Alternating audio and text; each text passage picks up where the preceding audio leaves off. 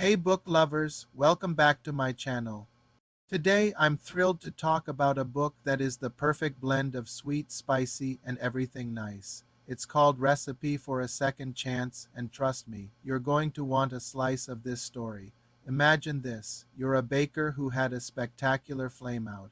Your dreams turned to ash, and you fled your small hometown, tail between your legs.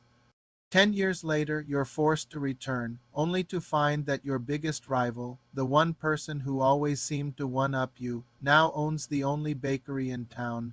And to make things even more complicated, he has gone from being an annoying teenage competitor to a ridiculously handsome man who still knows how to push all your buttons. That's exactly where our main character, let's call her Clara, finds herself. She's back in the last place she ever wanted to be, facing the one person who represents her biggest failure, Liam. Their first reunion is less sweet reunion and more food fight waiting to happen. The tension is so thick you could cut it with a bread knife. Liam is thriving, his bakery is the heart of the town, and Clara feels like a ghost from the past. Clara just wants to lie low, handle her family business, and get out of town as fast as she can. But fate and a meddling grandmother with a collection of old handwritten recipes has other plans.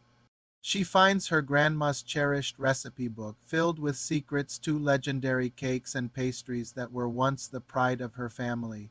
These aren't just recipes. They're memories, their legacy, and they're her only link to the passion she thought she'd lost forever.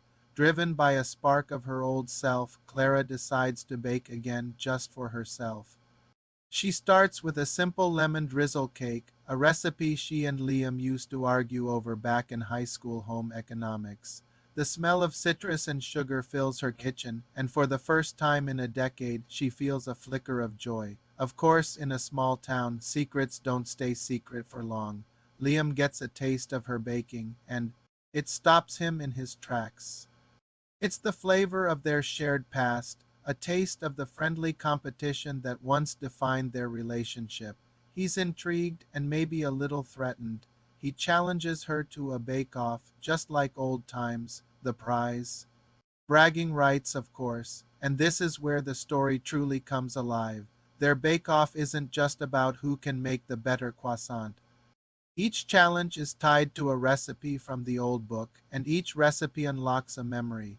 We see flashbacks of them as teenagers sneaking tastes of each other's cookie dough, bickering over the right amount of cinnamon, and sharing quiet moments of mutual respect that bordered on something more. They were rivals, yes, but they were also each other's biggest motivators. Through flour-dusted kitchens and late-night baking sessions, the walls they've built over the last 10 years begin to crumble. Clara sees that Liam isn't just the smug rival she remembers. He's a man dedicated to his craft, a pillar of his community, and someone who carries his own burdens and regrets, and Liam starts to see past the failure that has defined Clara for so long. He sees the talented, passionate girl he once knew, the one who challenged him to be better. The banter between them is absolutely top tier. It's witty, it's sharp, but underneath it all, there's a current of affection that's impossible to ignore. They communicate through their creations. A peace offering comes in the form of a perfectly flaky pain no chocolate. An apology is baked into a rich, decadent chocolate lava cake. Their love language is literally food, and it is delicious to read. But this isn't just a simple love story. It's a journey of self-discovery for Clara. She has to confront the reasons she failed in the first place. Was it really a lack of talent, or was it the fear of not being perfect?